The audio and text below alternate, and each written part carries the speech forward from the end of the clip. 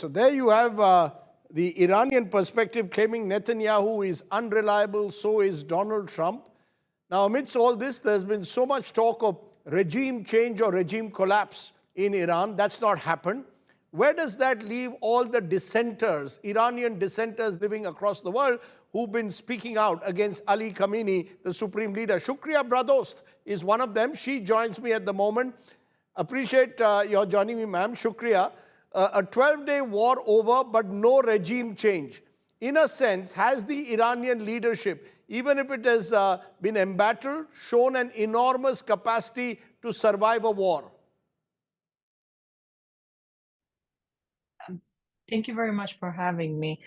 You see, we have to first see what was the Israel and the US and Trump's goal in Iran. Did they have a regime change plan in the strike against the Iranian regime?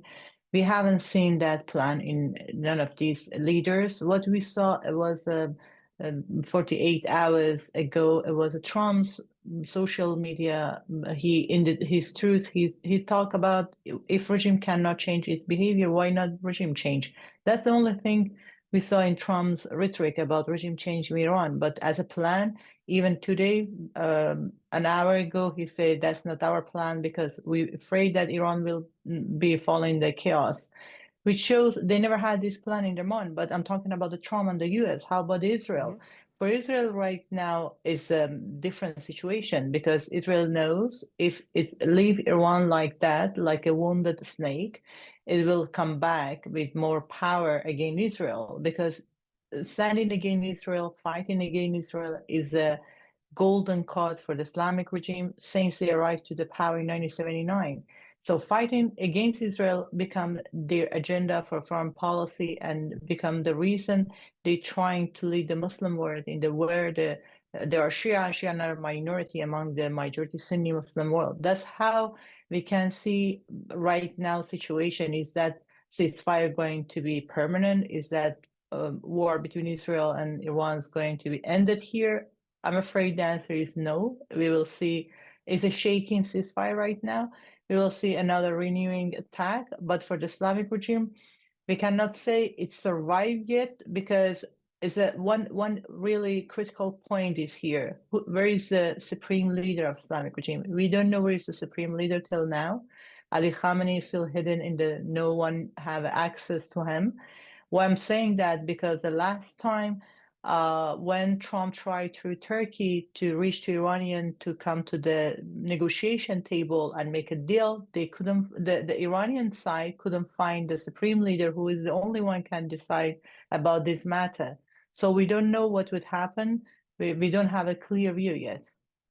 No, you're saying you don't know where Ali Khamenei, the supreme leader, is, but are dissenters like you, hoping against hope that the regime would be replaced, not just deposed? To that extent, if not deposed, are you disappointed?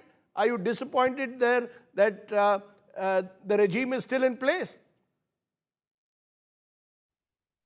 That's definitely correct because the Iranian diaspora, mostly they live in the US, they're expecting the US to support their voice, to support the people to have this regime change in Iran, because what we have seen for the civilian protests, always been faced the severe crackdown by Islamic regime. That's how supporting from the US been their main support and their main demand, because they don't ask US to interfere Iranian internal affair and change the regime. What they say the only our demand is for the Trump or for the US administration, even during the Obama time 2009 when we had the largest protest in Iran.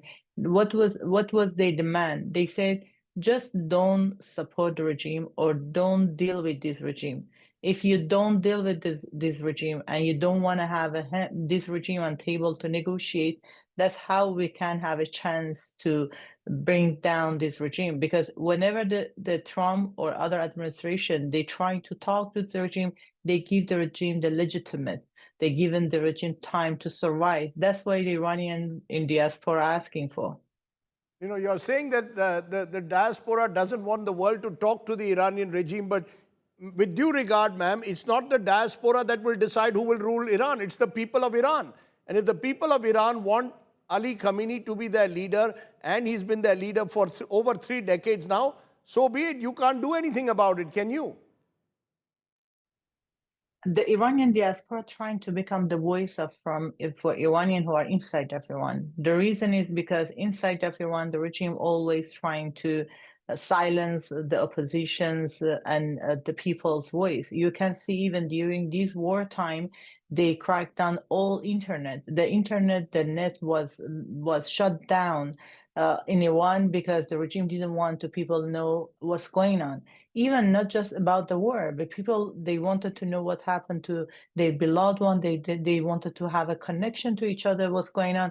The regime shut down the internet, but the way they're doing every time when there is a uprising, there is a protest, they shut down the internet of the country to make people silent, to don't have this kind of the mobilization power to stand against the regime. So with the way the Islamic regime is saying the power is not Iranian want this regime. The regime is saying power because the IRGC, Islamic regime's military, has the control of the power on all sector of this country, not just the military sector. They have a control of economy, education, and all different sectors in this country. So it's like a mafia group. You can compare that actually. Mafia group controlling the huge population and the country with force.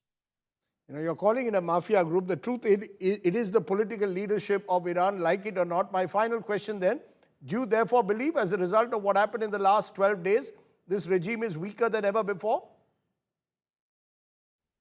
Certainly, regime is in the weakest point right now in his history inside of Iran, because before that war started, we already hear that, and we analyze that as a military, the outside power, they were in the weakest point because their militia group, their proxy group were failed.